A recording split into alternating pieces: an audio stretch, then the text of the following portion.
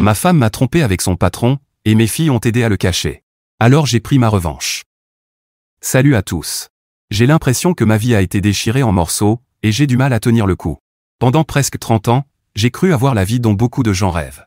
J'ai épousé ma femme, Jane, quand nous étions jeunes. Elle avait 20 ans, moi 22. Nous étions fauchés à l'époque, mais heureux. Nous avons tout construit à partir de rien. Nous avons eu 2 filles, Alice et Maddie. Elles étaient tout pour moi, ma fierté et ma joie. Alice, l'aînée, a 26 ans. Elle a toujours été celle qui réussissait tout, major de promo au lycée, diplômée parmi les meilleurs de sa classe à l'université, et elle doit se marier cet automne avec son petit ami de longue date. Maddie a 24 ans, ma cadette. Elle a toujours été plus insouciante, douce, toujours souriante, et elle a toujours été très proche de moi depuis qu'elle est petite. J'ai toujours cru avoir une excellente relation avec elles deux. Jane et moi avions un bon mariage, du moins c'est ce que je pensais. Bien sûr, nous avons eu des hauts et des bas, comme tous les couples. Des problèmes financiers quand les filles étaient jeunes, quelques disputes, des soucis de santé. Mais à travers tout ça, nous sommes restés soudés. Je pensais que nous formions une équipe. Je croyais vraiment que nous vieillirions ensemble, que nous serions ce vieux couple assis sur le porche à rire des folies de notre jeunesse. Je l'aimais de tout mon cœur. La semaine dernière, tout s'est effondré. C'était un jour de semaine comme les autres. Jane m'a dit qu'elle sortait dîner avec Alice et Maddie. Elles font ça assez souvent, toutes les 2 semaines environ. Elles appellent ça leur « dîner entre filles ». C'est leur moment pour discuter, rire, et se confier sur des choses qu'elles ne veulent pas forcément partager avec moi. Ça ne m'a jamais dérangé. Au contraire, j'adorais qu'elles soient si proches. J'étais fier comme mari et comme père. J'avais l'impression d'avoir réussi à construire une famille unie et aimante. Ce soir-là, Jane se préparait à l'étage. J'étais dans la cuisine, en train de boire un café tout en parcourant les nouvelles sur mon téléphone. Je m'en souviens très clairement. Son téléphone a vibré sur le comptoir. Rien d'inhabituel. Elle reçoit tout le temps des messages des filles, surtout quand elles organisent leur sortie. Sans réfléchir, j'ai pris le téléphone. Je ne suis pas fier de ce que j'ai fait ensuite. Je n'avais aucune raison d'être suspicieux. Mais pour une raison que je ne m'explique pas, j'ai ouvert le message. Il venait d'un numéro non enregistré. J'ai hâte de te voir ce soir. Je me suis figé. Ma première réaction a été la confusion. Ça ne pouvait pas être ce que je croyais. Ça devait être une erreur, ou alors ce n'était pas ce que ça paraissait. J'ai fixé le message pendant ce qui m'a semblé une éternité, le cœur battant. Finalement, j'ai ouvert toute la conversation. Ce que j'ai découvert m'a détruit. Les messages n'étaient pas longs, mais ils disaient tout. Il suffisait à tout comprendre. Les textos venaient de son patron. Ils allaient dîner ensemble, et il était évident que ce n'était pas un dîner professionnel. Le ton des messages était flirty, affectueux. Il y avait aussi des échanges de la semaine précédente. Tu me manques. Une fois par semaine, ce n'est pas assez. Et Jane avait répondu, toi aussi, tu me manques. Mon estomac s'est noué. Mon cœur battait à toute allure. Mes mains tremblaient tellement que j'ai failli faire tomber le téléphone. C'était ma femme. Ma femme. La femme avec qui j'avais construit ma vie, la mère de mes enfants. Elle me trompait. Je ne savais pas quoi faire. Une partie de moi voulait monter immédiatement et la confronter, mais je ne pouvais pas. J'étais sous le choc. J'avais besoin d'en savoir plus. J'avais besoin d'être absolument certain. Quelques minutes plus tard, Jane est descendue. Elle était magnifique, habillée avec soin. Elle m'a souri, m'a embrassé sur la joue, et m'a dit « Ne m'attends pas ce soir, d'accord ?» Sa voix était douce, naturelle, comme si tout était normal. Je ne sais pas comment j'ai fait pour garder mon calme, mais j'ai réussi à dire « Amuse-toi bien avec les filles ». Dès qu'elle a franchi la porte, j'ai pris son téléphone et j'ai activé le partage de position. Je n'avais jamais rien fait de tel. Je n'avais jamais ressenti le besoin d'espionner qui que ce soit. Mais à cet instant, je m'en fichais. J'avais besoin de savoir la vérité. Je suis resté un moment à fixer mon propre téléphone, attendant que sa localisation s'actualise. Quand ce fut le cas, mon cœur s'est encore enfoncé. Elle n'allait pas au restaurant habituel où elle retrouvait les filles. Elle se dirigeait ailleurs, un endroit où nous étions allés de nombreuses fois en famille. J'ai envoyé un message à Alice et m'a dit « À quelle heure vous retrouvez maman pour dîner ?» Elles ont répondu presque aussitôt. Alice, 19h, j'ai hâte. Maddie a écrit quelque chose de similaire. Elle mentait. Mes propres filles me mentaient. Je n'arrivais pas à y croire. Je ne voulais pas y croire. Mais à ce moment-là, j'ai su. Jane n'était pas la seule à me trahir. Mes filles faisaient partie du mensonge. J'ai attendu encore un peu, suivant la localisation de Jane. Elle est arrivée au restaurant. J'ai pris mes clés et j'y suis allé, le cœur battant à tout rompre. Une fois sur place, je me suis garé dehors et j'ai regardé par la fenêtre. Je l'ai vite trouvée. Elle était assise à une table au fond, avec son patron. Ils se tenaient la main, riaient, totalement inconscients que je les observais. J'ai eu l'impression qu'on m'enfonçait un couteau dans la poitrine. J'ai sorti mon téléphone et pris une photo d'eux. Je ne sais même pas pourquoi. Peut-être pour me prouver que c'était réel, que je n'étais pas en train d'imaginer. Puis j'ai démarré et suis parti. Assis dans ma voiture, fixant la photo de ma femme avec un autre homme, j'ai ressenti une vague d'émotions, colère, tristesse, incrédulité. Je ne savais pas quoi faire. Je ne savais pas comment la confronter. Alors je ne l'ai pas fait. Pas tout de suite. À la place, j'ai ouvert le groupe familial et j'ai envoyé la photo. Juste la photo, avec une simple légende, contente que vous profitiez bien de votre dîner entre filles. Ensuite, j'ai éteint mon téléphone et pris la route de chez mon frère. Je ne voulais pas affronter tout ça maintenant. Je ne pouvais pas. Je n'étais pas prêt. Cette nuit-là, j'ai passé des heures allongées sur le canapé d'amis, les yeux ouverts, fixant le plafond, essayant de comprendre comment ma vie avait pu s'effondrer aussi vite. Je m'étais toujours vu comme un bon mari, un bon père. Mais désormais, j'en doutais. Tout ce que je croyais savoir sur ma vie, mon mariage, ma famille, semblait n'être qu'un mensonge. Je ne suis pas rentré cette nuit-là. Je ne pouvais pas. Après avoir envoyé la photo dans le groupe familial et éteint mon téléphone, j'ai roulé sans but pendant un moment, avant de finalement m'arrêter chez mon frère. Il était tard, mais il m'a ouvert sans poser de questions. Il a tout de suite vu que quelque chose n'allait pas. Je suppose que ça se lisait sur mon visage. Je ne lui ai pas raconté toute l'histoire. J'ai juste dit que j'avais besoin d'un endroit où dormir. Il m'a proposé une bière, mais je n'en avais pas envie. Je voulais juste être seul. J'ai passé la nuit sur son canapé, incapable de dormir, l'esprit en ébullition. Je n'arrêtais pas de revoir cette scène, Jane souriant à son patron, leurs mains enlacées, leur complicité.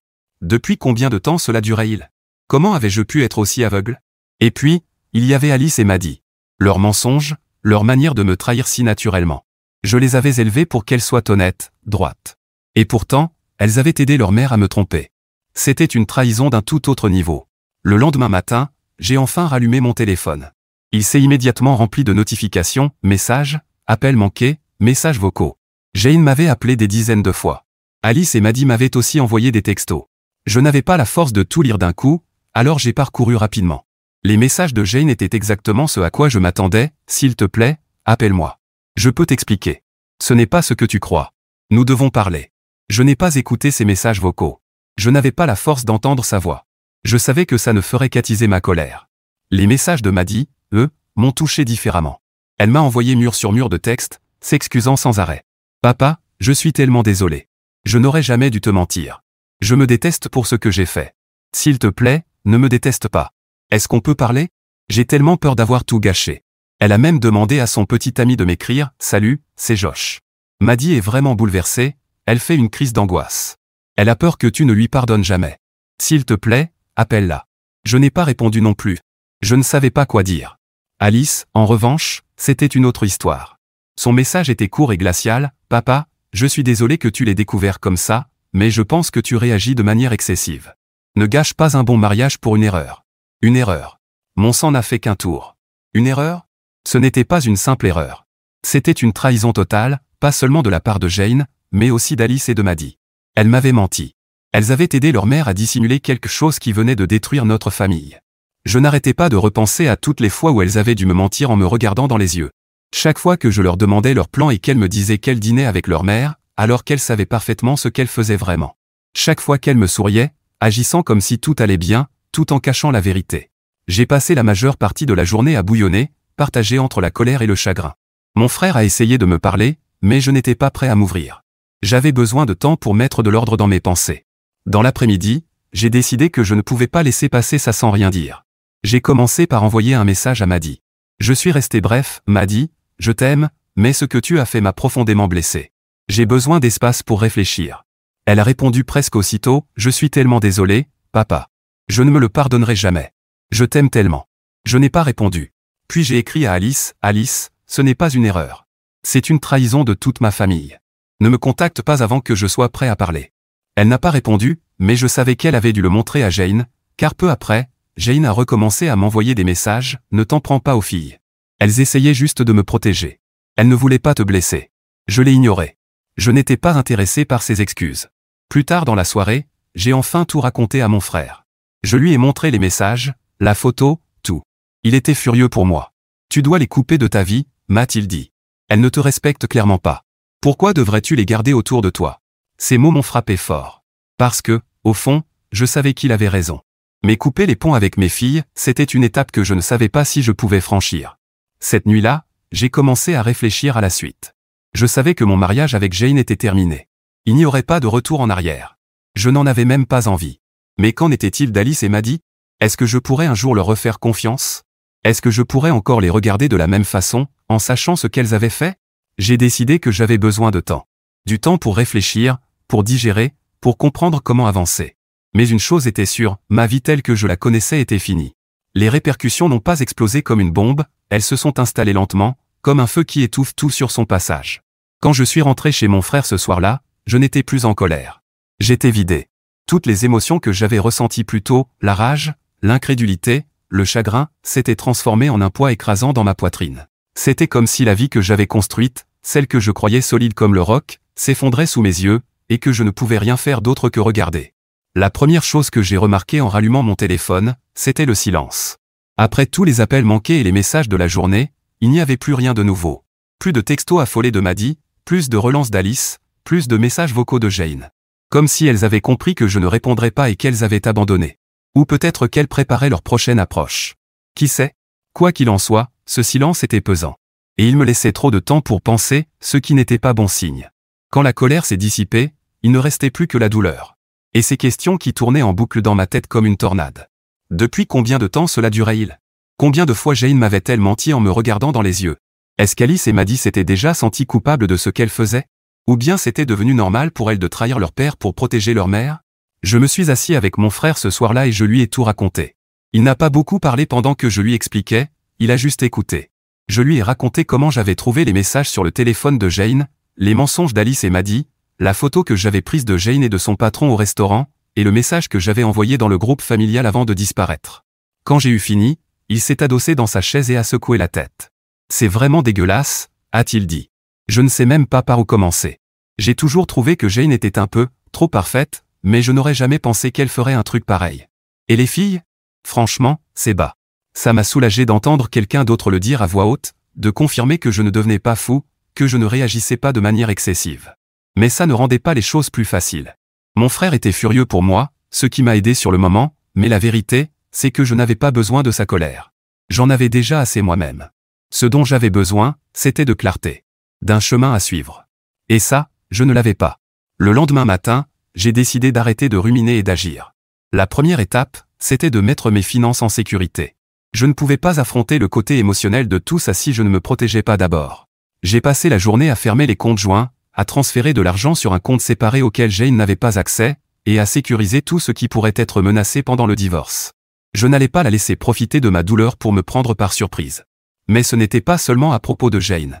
Pendant que je m'occupais de mes comptes, je ne pouvais pas m'empêcher de penser à tout l'argent que j'avais dépensé, ou que je devais encore dépenser, pour le mariage d'Alice.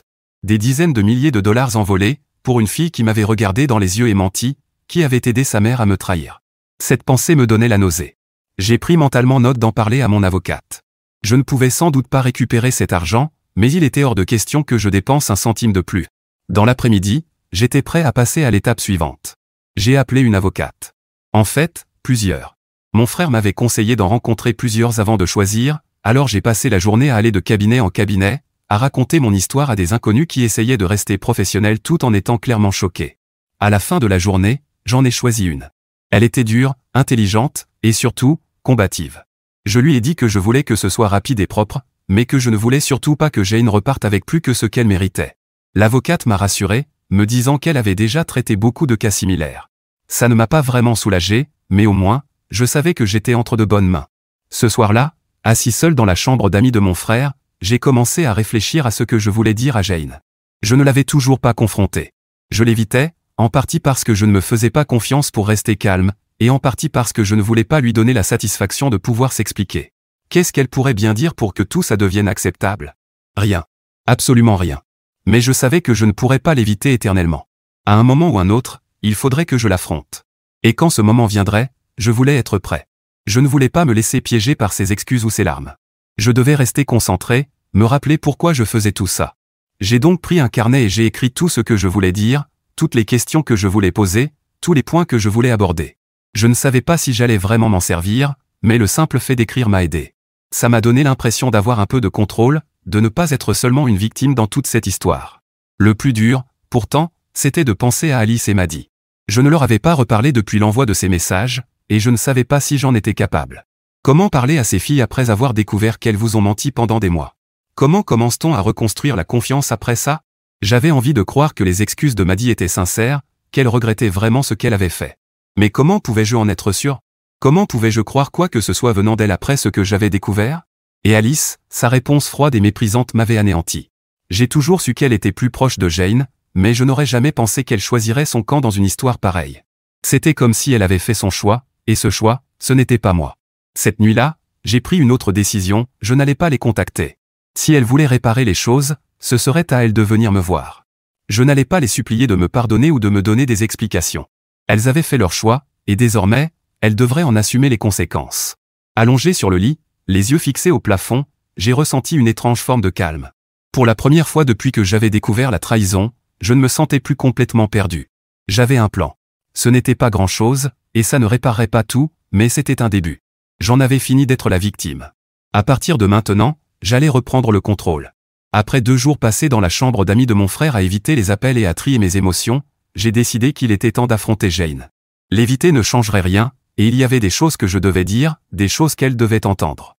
Je lui ai envoyé un message tard dans la nuit, il faut qu'on parle. Demain à 10 h à la maison. Elle a répondu presque aussitôt, j'y serai. S'il te plaît, laisse-moi t'expliquer. Expliquer? Qui avait-il encore à expliquer? Je n'étais pas intéressé par des excuses ni des justifications bancales. Je n'ai pas répondu. Je me suis dit que je garderais tout ça pour notre face-à-face. Le lendemain matin, je me suis levé tôt et j'ai conduit jusqu'à la maison. Dès que j'ai franchi la porte, une vague de nostalgie et d'amertume m'a submergé. C'était notre foyer, l'endroit où nous avions bâti une vie, élevé nos filles, célébré des anniversaires, des fêtes, des moments heureux. Et maintenant, tout semblait creux, comme si chaque souvenir heureux avait été souillé. Jane est arrivée pile à l'heure. Elle est entrée, nerveuse, les yeux rouges et gonflés, comme si elle avait pleuré pendant des jours. Elle tenait son téléphone à la main, comme un bouclier, et j'ai remarqué qu'elle ne portait plus son alliance. Ce détail m'a fait plus mal que je ne l'aurais cru.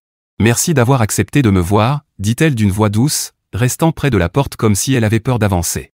Ne me remercie pas, ai-je répondu froidement. Je ne suis pas là pour te faciliter la tâche. Le ton était donné. Nous nous sommes assis à la table de la salle à manger, la même où nous avions partagé tant de repas en famille. Elle a commencé à parler aussitôt, disant exactement ce que je m'attendais à entendre. Ce n'était pas sérieux. Ça ne voulait rien dire. C'était une erreur. Elle répétait les mêmes phrases en boucle, comme si les ressasser pouvaient les rendre crédibles. Arrête, ai-je fini par dire en la coupant. Je ne veux pas d'excuses. Je veux des réponses. Qu'est-ce que tu veux dire? A-t-elle demandé, confuse. Depuis combien de temps? Elle a hésité. Quelques mois, et c'est encore. Son visage s'est effondré, et elle a murmuré, presque inaudible, presque 1 an. J'ai serré le poing sous la table, tentant de contenir ma colère. 1 an. Une année entière de mensonges. Combien de fois m'avait-elle souri, embrassé, dit qu'elle m'aimait, tout en me trompant? Et les filles? Ai-je demandé. Depuis quand elles savent? Jane a grimacé, baissant les yeux. Pas depuis le début. Je leur ai dit il y a quelques mois. Je ne voulais pas les mêler à ça, mais tu l'as fait, les jeux coupés. Tu les as rendus complices de tes mensonges. Tu te rends compte de ce que ça m'a fait? Elle s'est mise à pleurer, de vrais sanglots cette fois. Je ne voulais pas te faire de mal, j'étais si malheureuse, malheureuse? Ai-je explosé, ma voix résonnant dans la maison vide. Tu étais malheureuse, alors tu as décidé de détruire notre famille. Tu étais malheureuse, alors tu m'as trompé et tu as embarqué nos filles dans ton mensonge? Tu te rends compte de ce que tu as fait, Jane? Elle n'a rien répondu. Elle pleurait dans ses mains. Et pour la première fois, je n'ai ressenti aucune pitié. Tu as tout détruit, ai-je dit calmement. Pas seulement notre mariage, mais aussi ma relation avec Alice et Maddy. Comment veux-tu que je leur fasse encore confiance? Comment veux-tu que je les regarde sans voir cette trahison? Je ne voulais pas qu'elle te mente, a-t-elle murmuré. Je ne voulais rien de tout ça, alors pourquoi? Pourquoi ne pas être venue me parler? Pourquoi ne pas avoir essayé de réparer les choses au lieu de me trahir? Elle n'avait pas de réponse. Ou peut-être qu'elle en avait une, mais ça n'avait plus d'importance. Rien de ce qu'elle pourrait dire ne changerait ce qu'elle avait fait. Après un long silence, je me suis levé. Je demande le divorce, ai-je dit.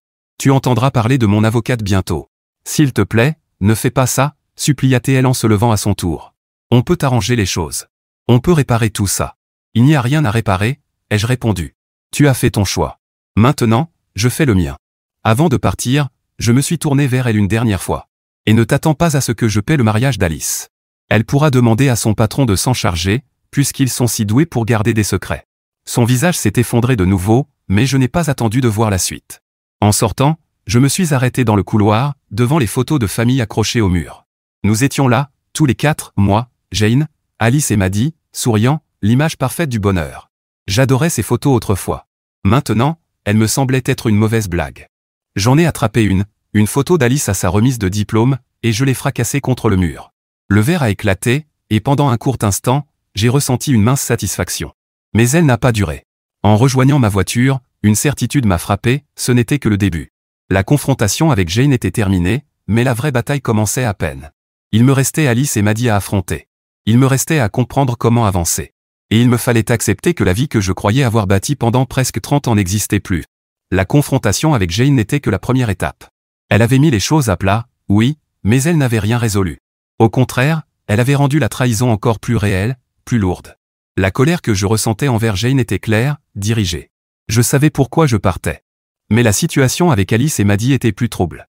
Elles étaient mes filles, ma chair et mon sang, mais elles avaient choisi son camp. Le lendemain de ma décision de divorcer, j'ai voulu les voir séparément. Je ne pouvais pas les ignorer éternellement, et je ne voulais pas les couper de ma vie sans au moins entendre ce qu'elles avaient à dire. Mais je savais que ce ne serait pas une conversation banale. La confiance entre nous était brisée, et je devais savoir s'il restait quelque chose à sauver. J'ai commencé par Maddie. Elle avait toujours été la plus sensible, et ses messages ces derniers jours étaient presque désespérés.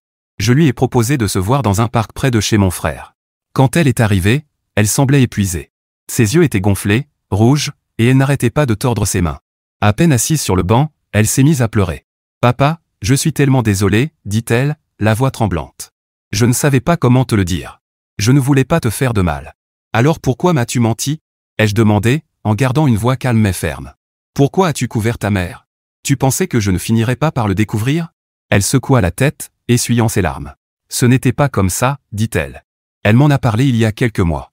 J'étais en colère contre elle, mais elle m'a supplié de ne rien dire. Elle m'a dit qu'elle allait y mettre fin bientôt, que ce n'était qu'une phase.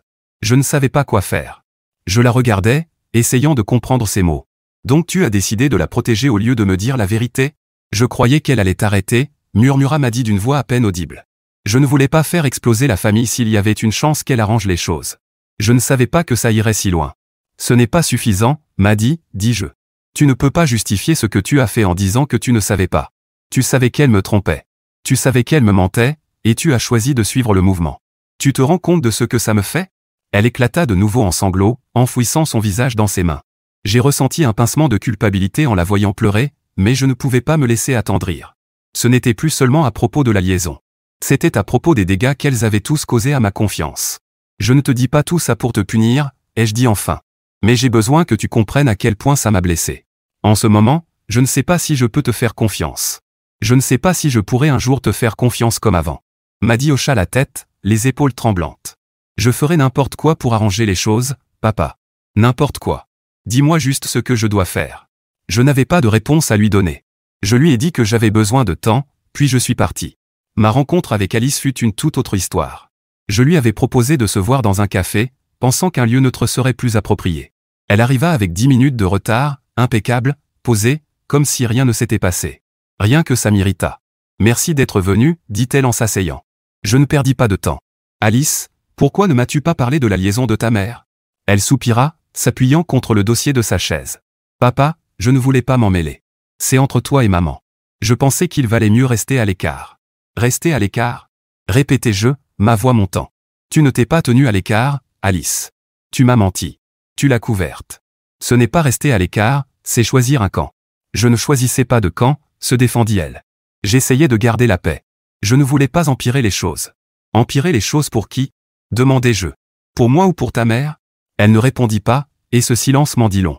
Alice, tu es adulte, dis-je. Tu vas bientôt te marier. Si ton fiancé te faisait ce que ta mère m'a fait, voudrais-tu que tout le monde autour de toi te mente pour le protéger? Ou voudrais-tu que quelqu'un ait le courage de te dire la vérité? Ce n'est pas pareil, dit-elle, visiblement agacée. Maman a fait une erreur. Ça ne veut pas dire que tu dois tout détruire. Ces mots m'ont frappé comme une gifle. Une erreur? C'est comme ça que tu vois les choses? Oui, c'est une erreur, affirma-t-elle. Les gens font des erreurs, papa. Tu n'as pas besoin de tout brûler pour un mauvais choix. Un mauvais choix, répétai-je en secouant la tête. Tu t'entends parler? Ce n'était pas un mauvais choix, Alice. C'était une trahison. Par ta mère, par toi, par Maddie. Et tu es là, à agir comme si j'exagérais. Ce n'est pas ce que je dis, répondit-elle précipitamment. Je pense juste que tu es trop dur. Je comprends que tu sois blessé, mais tu regretteras de nous avoir exclus plus tard. Nous sommes ta famille. La famille ne se ment pas, dis-je. La famille ne couvre pas quelqu'un qui détruit tout. Toi et Maddy ne m'avez pas seulement menti. Vous avez brisé ma confiance. Et pour l'instant, je ne vois pas comment je pourrais passer outre. Elle croisa les bras, frustrée. Alors quoi? Tu vas juste nous renier? Faire comme si on n'existait plus? Je n'en sais rien, ai-je admis. Mais je ne peux pas faire semblant. Je ne peux pas prétendre que rien ne s'est passé. Je ne peux pas faire comme si vous ne m'aviez pas trahi. Nous sommes restés silencieux quelques minutes avant que je ne me lève. J'ai dit ce que j'avais à dire, dis-je. Le reste dépend de toi. Elle ne tenta pas de m'arrêter lorsque je suis parti. Ce soir-là, assis seul dans la chambre d'amis de mon frère, j'ai repensé à nos deux conversations. Maddy semblait sincèrement repentante, mais je ne savais pas si je pourrais jamais lui pardonner complètement. Alice, en revanche, c'était une autre histoire. Son refus de reconnaître la gravité de ce qu'elle avait fait prouvait qu'elle ne pensait pas avoir tort. Pour la première fois, j'ai sérieusement envisagé de les rayer toutes les deux de ma vie.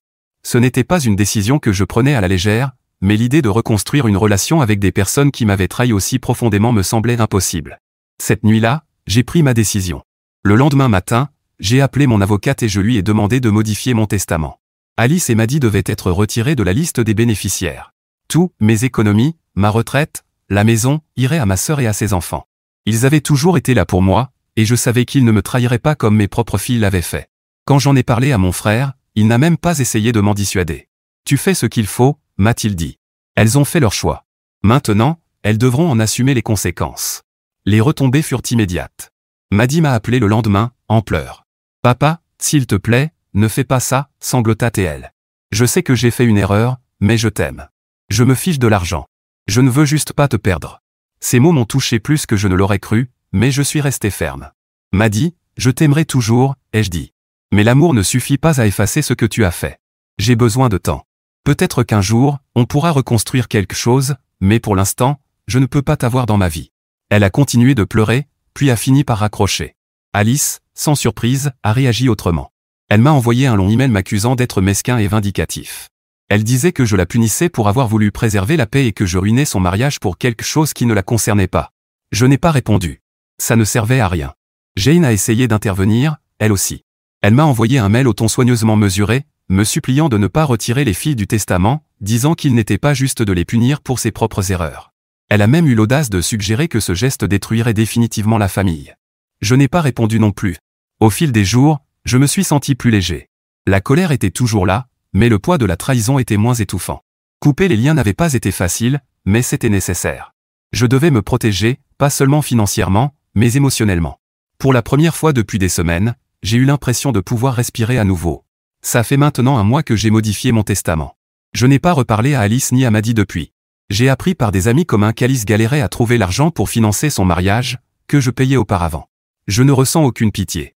Elle a fait son choix quand elle a choisi de soutenir sa mère. Maddy, je continue d'y penser. Une part de moi espère qu'un jour, nous pourrons nous réconcilier, mais seulement si elle comprend vraiment la profondeur de sa trahison. D'ici là, je me concentre sur moi-même. Jane? Elle n'est plus rien pour moi. Peu m'importe ce qu'elle fait ou avec qui. Le divorce suit son cours, et mon avocate m'a assuré qu'elle n'obtiendrait pas grand-chose. Ça me suffit. Parfois, je me demande si j'ai bien fait de les couper de ma vie. Mais je me rappelle alors une vérité simple, elles ont fait leur choix. Maintenant, je fais les miens. Je suis enfin libre.